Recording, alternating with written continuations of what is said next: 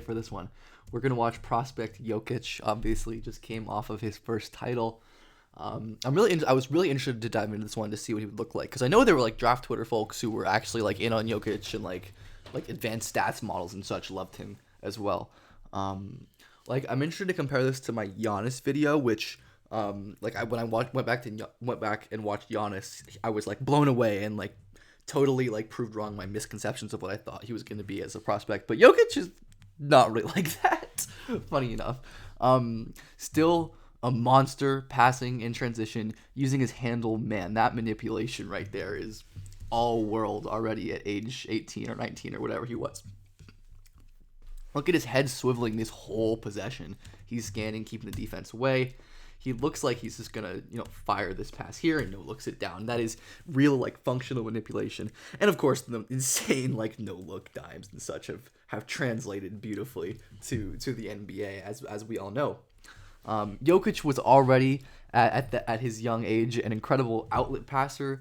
You could not sleep when he grabbed a rebound. He was so great hitting ahead and finding guys to get like post position, and just tossing the ball ahead at any opportunity to generate like a good or better shot with a numbers advantage. It was really remarkable stuff at his age and his size. The passing was clearly fairly special. Like that was for sure.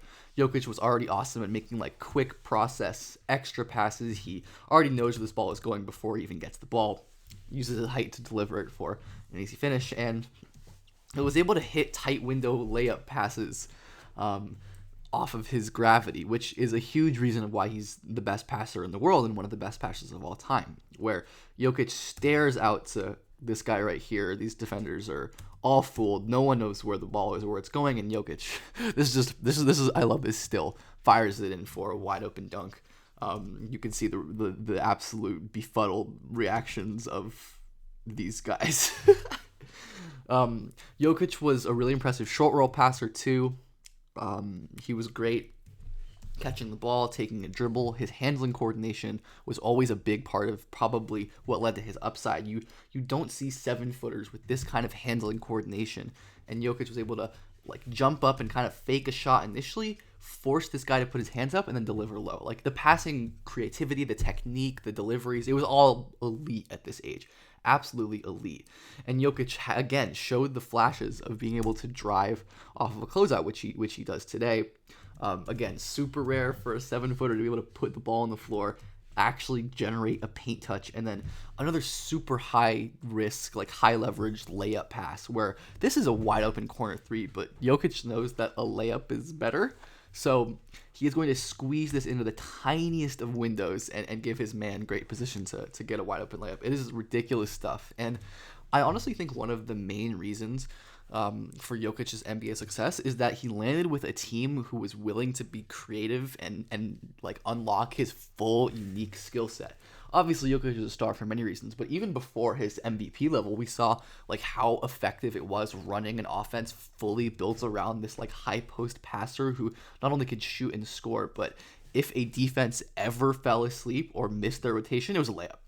Like Jokic is like the most error punishing passer maybe ever, where like he is obviously like very proactive, and if you he can create his own insane manipulation reads, but if you sleep for like 1 second, one tiny misposition mess up, like Jokic is gonna burn you. Probably again, maybe more than any passer in league history at that skill, which again was present on tape at college to some extent, but you can never predict that, especially from like a projected second round pick and such. He was able to use his handle again. We saw a similar play, but I've said this before on this channel that I think being able to dribble into a post up is so valuable. Where especially if you're running like 4 or 5 pick and rolls and you force a switch, like having the handle control to get to your spot, have that mismatch, and then freeze the defense and pass low is such an important skill, and a good part of why Jokic is just so incredible. The extra passing, obviously always there, just, the quick processing, knows where his second pass is going before the ball even comes. But I'm not sure that I mean, I definitely wouldn't have seen all of that coming to such fruition. I think Jokic's scoring would have definitely been a point of contention just in general. Obviously, he's became like the best scorer in the league somehow, which is again the most outlier development ever maybe. But Jokic again, he won with his decent mobility as well as his great size and touch. Jokic was a really patient and well positioned pick and roll scorer. He knew how to like slip screens and when to go and just where to be to get in the position to score. He definitely like used his brain a lot on these plays. His touch on these little like face up hooks and turnarounds was always great. And again, we saw flashes of using the fake pass to put the ball on the ground and finish that little floater. His touch always looked pretty elite. You know, again, I'm not sure that like based on the games and stats that I've seen, I would have been able to peg it as like all time great. But he did rely on it a ton. Also, partly because he had to because of his athletic deficiencies, even at this level of his career, which he's always had to some extent. But again, we see Jokic like isolating high post, driving like with a face up into a post up, and this beautiful inside hand finish. Like that is insane skill and technique from a 7-footer, squeaking it like under that guy's arm with that beautiful little post move.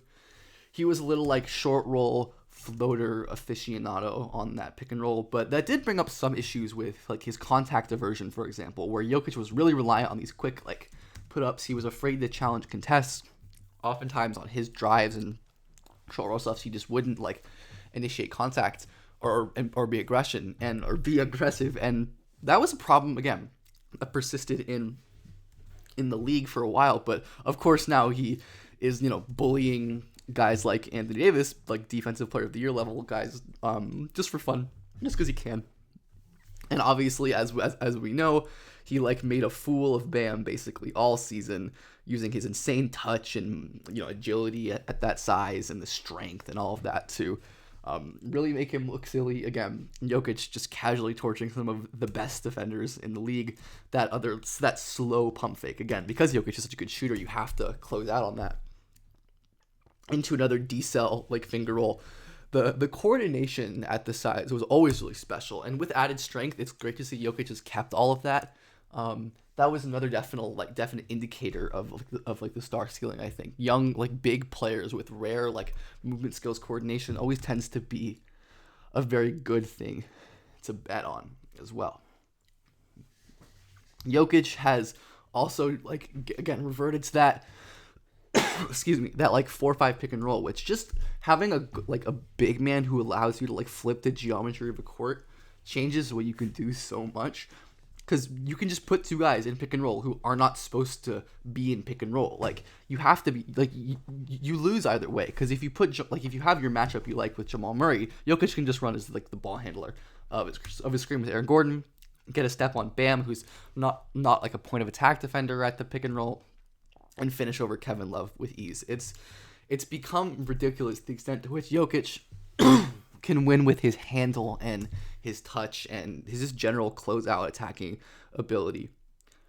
But something that like is I think the most unbelievable development is his elite shooting, especially from the mid-range, where so often Jokic wins with these like Dirk Bird fadeaways, and that wasn't really present in college. I did not think Jokic was a good shooting prospect. As we can see, we'll look at like the data and all the film, like or almost all the film and data from 2013-14 season, because that was before the draft. He played one season after he was drafted, and I don't think that's fair to look at for like a hindsight type thing, where he didn't take a lot of threes, less than 3 a game. He didn't shoot well on them. His free throws were kind of average, and he didn't just take a ton of shots in general. Like a quarter of his shots were threes, and a lot of the other ones, from my viewings at least, seemed to be at the rim. There weren't a ton in that mid-range area, or if they were like shorter floaters. But one potential thing about the shooting thing, where again, if you look at his numbers, like we compare that to the sub 60 free throw, sub totals for threes, we get a very mixed bag of some guys who developed into shooters, like Jaylen Brown and Oladipo in his prime, as well developed into a shooter, like Avery Bradley, and was a pretty good shooter in his day. So it wasn't like a death sentence for him with these statistical indicators just purely, but it certainly did not seem like this kind of shooting is on the table, just because like volume is so important. Like free throw percentage can matter, especially if it's that low. But one trait that Jokic had that I did not expect was his shot versatility. As I've talked about on this channel, shot versatility, just referring to like how many different types of shots a player takes, is so valuable for shooting projection. Like equal, if two players are equal in percentage, if one just shoots catch and shoots and the other shoots like off movement, sprinting right, sprinting left, moving backwards, off a flare, off a pick and pop, pull up one dribble, pull off of a sidestep, step back, like all these different kinds of shots, even if they don't go in, that's a really strong indicator of future shooting growth. And that's exactly what we saw from Jokic. Like, crazy to see a 7-footer moving this fluidly, sprinting off of screens to go get a three in the corner. And again, even if these didn't go in, the willingness and ability to do this, he's basically running like modern pistol Chicago action, a quick little DHO pin into a beautiful little three that this one falls. Like, that is your 7-foot giant center doing that. We see another one coming to his left, and this was like a pretty regular thing for Jokic. He was very commonly shooting these in the games that I watch. He didn't take a ton of threes, but generally when he did, these were the kinds of ones that he was getting. I don't think I've ever seen Jokic sprint that fast off of a screen in his entire life, but just like watch how quickly he accelerates here, at least for Jokic standards. I just really enjoy this play.